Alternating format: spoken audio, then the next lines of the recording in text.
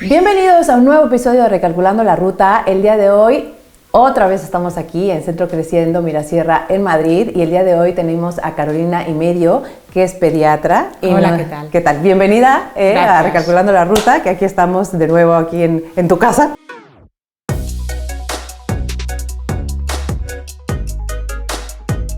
Y el día de hoy vamos a hablar sobre los niños que comen mal o tienen problemas con la comida y que son bastante selectivos o quisquillosos, por así decirlo, en la comida.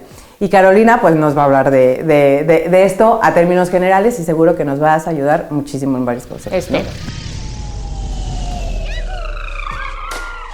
El tema de la comida, la verdad es que a veces como padres, y creo que es un problema muy común, ¿no? O sea, yo lo escucho también en mi centro, es que no come, es que pasan por diferentes etapas, que es lo que vamos a ver, pero sí es verdad que a los padres ocurre una frustración constante sobre este tema. Hay un tema emocional en el que a mí siempre me refiero a la comida como vida, ¿no? Y cuando el niño no come, pues, o no come lo que nosotros queremos, es como, ¿cómo le puedo hacer? Empieza como hay un círculo vicioso, ¿no? Y en tu experiencia, cuando llegan las madres preocupadas y te dicen, ¿sabes qué? Es que mi hijo no come, o come dos cosas, ¿no? Y son las únicas que comen. ¿Qué factores crees que son los que están afectando en su relación con la comida en los niños? A ver, la consulta en pediatría del no me come es súper frecuente. Entonces, lo primero que tenemos que hacer los pediatras es hacer una buena historia clínica y ver si realmente ese niño no está comiendo, ¿vale? Porque es verdad que muchas veces, gracias a Dios, en muchas ocasiones es simplemente que los padres tienen una expectativa errónea de lo que tendría que comer su hijo. Entonces tú haces la historia clínica y te das cuenta de que lo que está comiendo ese niño, tanto en cantidad como en variedad, es normal para su edad, su etapa de desarrollo. Entonces eso es muy importante, que nos sentemos con los padres y le hablemos de esto y les tranquilicemos, porque un padre preocupado por la alimentación de su hijo es un padre que va a usar tácticas de las que luego podemos hablar para que su hijo coma lo que ellos creen que debe comer, que pueden alterar un poquito la relación de ese niño con los alimentos, con lo cual es muy importante tranquilizar a los padres. Y luego es verdad que hay niños que realmente comen mal, es decir, es verdad que hay niños que comen muy poquita cantidad o muy poco variado, ¿no? Entonces para eso evidentemente sí que hay que ver el porqué de esa conducta en la mesa. Vale, ¿qué puede afectar el temperamento del niño en la comida? Por supuesto, como en todo en la vida. La mesa, claro que sí. Hay, por ejemplo, un niño o una niña que es testarudo, cabezota. Estos niños, evidentemente, por ejemplo, cuando los papás usan las típicas tácticas un poco de presión, de forzar, pues esos niños evidentemente van a responder cerrando más la boca. Estos niños quieren tener el control total, ¿no? de lo que se llevan a la boca y no van a permitir que sus padres les fuercen. Entonces los padres van a obtener justo lo contrario de lo que ellos quieren. En cambio, pues a lo mejor en niños un poco más facilones, que digo yo, ¿no? Que con pequeños empujoncitos pues conseguimos cosas. Luego hay niños, por ejemplo, también muy cautos, muy precavidos, que la novedad les da miedo. Entonces estos niños, por ejemplo, pues los alimentos nuevos y que no conocen y que no les generan seguridad, pues les cuesta más, son mucho más cautos y más precavidos. Claro, todo eso influye muchísimo. Claro, la alimentación, por supuesto. Muchísimo. No, y aparte, o sea, realmente creo que el tema de alimentación, que hay dos cosas, ¿no? Que son las que el niño tiene el control, ¿no? Que es el tema de la alimentación y el control de esfínter. O sea, si no quiero, no como, no abro la boca. Y claro, si se empieza a forzar y se empieza a hacer como esas tácticas, que me voy a adelantar una pregunta que tenía hasta el final, pero es, ¿cuáles son los como típicos errores que cometemos como padres? Y digo errores siempre desde el amor, siempre desde el amor, porque obviamente como padres queremos lo mejor para nuestros hijos, queremos que estén sanos, pero cometemos esas tácticas erróneas, ¿no? En donde realmente conseguimos lo contrario de lo que queremos. Exacto. A ver, voy a hacer otra puntualización, como tú has empezado también diciendo, porque cuando vienen los padres a mi consulta de alimentación, vienen con una mochila detrás llena de culpa totalmente llena de culpa, como yo le forcé en su día, como yo hice esto, ya no come, que no come por mi culpa. Entonces yo lo primero, antes de empezar a trabajar con ellos, les quito esa mochila de culpabilidad, porque es normal que un padre fuerce a su hijo para comer. Es que es normal, es un comportamiento absolutamente normal, pero porque no saben hacerlo de otra manera. Claro. Nadie les ha explicado cómo hacerlo. Sí. Y ellos quieren que su hijo crezca sano, se desarrolle bien. Claro. Entonces, pues es normal que los fuercen, porque no saben hacer otra cosa. Dicho esto, pues no debemos hacerlo. Es decir, una vez que sabemos que lo que no hay que hacer y tenemos otras herramientas, pues hay que ponerse manos a la obra. ¿Qué no hay que hacer? Pues muy bien, como tú has dicho, forzar, presionar para que nuestro hijo coma, chantajearlo, premiarlo, ¿no? Sí. Castigarlo también. Y muchas veces, porque yo a veces cuando a los padres les pregunto, ¿fuerzas a tu hijo para que coma? Te dicen, no le fuerzo. Claro, ellos me entienden, ¿no? Como si les fuerces un poco, se le abre la boca, la fuerza. Y a veces esa presión es tan sutil, el simplemente, venga, que está muy rico, ya verás qué rico le ha salido a mamá, si ya lo probaste ayer y te gustó, si se parece a lo que hizo la abuela. Cosas, exacto, sí. Esas cositas, aunque se las digamos con una sonrisa en la boca, el niño las siente como presión. El niño las siente como presión, sobre todo niños que ya vienen con una historia, ¿no? de mala relación con la comida. Esos niños tienen digamos, las alarmas ahí a flor de piel. Entonces, es que los niños, lo que no sabemos, son muy inteligentes, ¿no?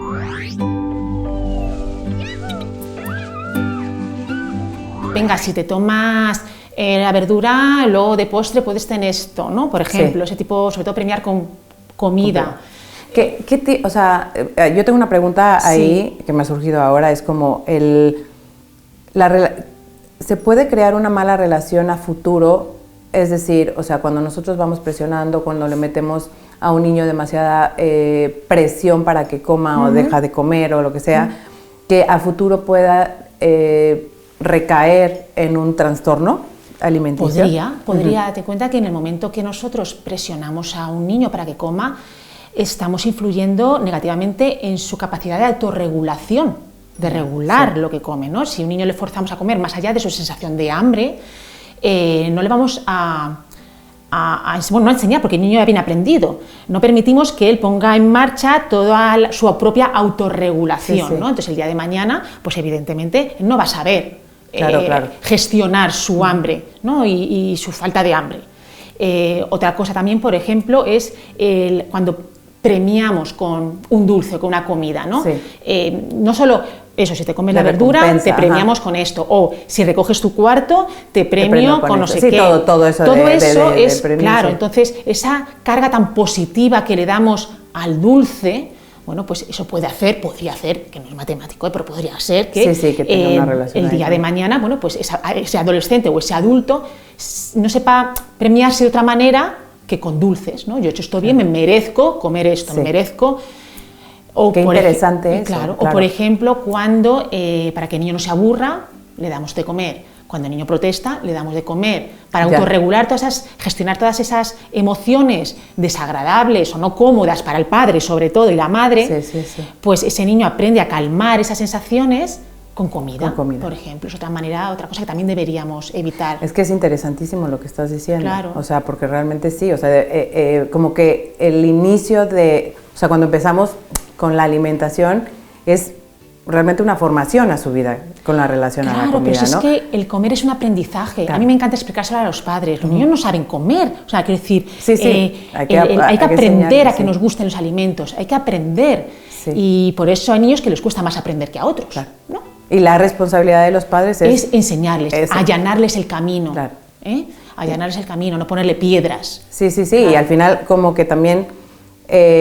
porque yo veo pues digo, yo soy mexicana también en la abundancia ahí, ¿no? Pero también aquí en el norte, ¿no? O sea, las cantidades no son tan objetivas cuando dices, es que si yo le pongo un plato de lentejas a mi hijo que en el norte se ponen bien y pienso y quiero que se lo coma, pues también hay que considerar el tamaño del estómago del niño. Hay niños que también no necesitan, digo, en mi caso yo tengo 2 niños, te lo voy a poner porque es como... Mi hijo mayor no necesita comer mucho, pero nunca ha necesitado comer mucho, con que coma poco, pero el otro sí, ¿no? O sea, como se come todo el plato, ¿no? Pero el otro no. Y es como que también ir conociendo como esas señales, ¿no? O sea, de conocer a tu hijo de que es cuando dice, ya no quiero más. Claro. Si más que conocerlo es permitir que el propio niño decida cuánto comer. Porque es el único que sabe el hambre que tiene, ¿no? O la saciedad con la que inicia no podemos a comer. tener el control de eso. Claro, con lo cual a mí me gusta mucho hablar de la división de responsabilidades en la mesa, en la cual los padres, los progenitores, los cuidadores tenemos una responsabilidad y los niños otra. Los cuidadores tenemos la responsabilidad de decidir qué alimentos ofrecemos, ¿no? Cuál es el menú. También decidir dónde comemos, bueno, pues comemos en la cocina, en el salón, donde sea, y cuándo, es decir, tener una estructura horaria, rutina, ¿no? Una rutina. Ajá. Y una vez hecho eso, ya nuestro trabajo ya está hecho, que no es poco, ¿eh? Luego que no es poco, Y una vez que hemos hecho es responsabilidad del niño decidir si come aquellos alimentos que le hemos ofrecido y cuánta cantidad. Y además es que porque a veces los padres creemos que tenemos el control de lo que nuestros hijos comen, y es una ilusión. Es imposible controlar eso. Y si nos damos realmente cuenta de eso, es cuando no utilizaremos la presión, ¿no? Como herramienta para que ellos coman, porque sabremos que ni presionando podemos conseguir que coman. Si ellos no quieren, habrá que despertar su motivación intrínseca de otra manera, su curiosidad por explorar los alimentos. Es decir, hay millones de tácticas respetuosas y responsivas que no tienen nada que ver con la presión, ¿vale? Háblame un poco de cuando un niño realmente es selectivo. O sea, cuando se considera realmente un niño que selecciona, o sea, ¿en qué momento, digo, ya es que el niño come A y B y ya se vuelve un problema social, ya los padres no pueden salir, no sé, háblame de eso. Sí, sé lo que, porque muchos padres me lo preguntan, pero esto es normal, no es normal, ¿verdad? A ver, yo creo que muchos papás ya saben, porque se habla mucho de ello, que muchos niños pasan por una etapa en torno a los 18 meses, 2 años más o menos, que llamamos de neofobia, ¿no? Que son niños que en principio comían fenomenal y de repente empiezan, bueno, primero a no querer probar alimentos nuevos, pero es que incluso a rechazar alimentos que previamente aceptaban. Y entonces les descoloca un poco a los padres, pero este niño comía fenomenal, ¿qué está ocurriendo? Bueno, pues es algo normal. Forma parte de su desarrollo, que luego sí que hablamos de por qué ocurre, pero ocurre. Entonces, en esos casos, pues simplemente es dejar un poco al niño que transicione por esa etapa sin tratar de hacer grandes cosas, seguir exponiendo a una gran variedad de alimentos familiares, ¿no? De los que coma la familia, sin presionar y seguir ofreciéndoselos, ¿no? Porque normalmente esta etapa termina, lo que pasa es que a veces puede durar hasta los 4 o 5 años, y es verdad que hay niños en que es como más intensa que en otros. Hay padres que ni se enteran, niños que pasan sin pena ni gloria, pero en otros que es un poquito más llamativo. Muchas veces eso no es patológico, eso es algo normal y ya está, hay que dejarlo así. ¿Qué ocurre? Que hay veces que hay algunos predisponentes que hacen que esto se perpetúe en el tiempo, o cuando los padres empiezan a usar tácticas de las que hemos hablado antes, que pueden hacer que esto, que era transitorio, empeore y lo que te digo, se perpetúe en el tiempo. Vale, entonces, ¿cuándo consideramos, como me preguntabas, cuándo preocuparnos? Pues a ver, un niño, por ejemplo, una niña que tomen menos de 20 alimentos, por ejemplo, ¿no? Tampoco como menos de 20 alimentos, que los hay.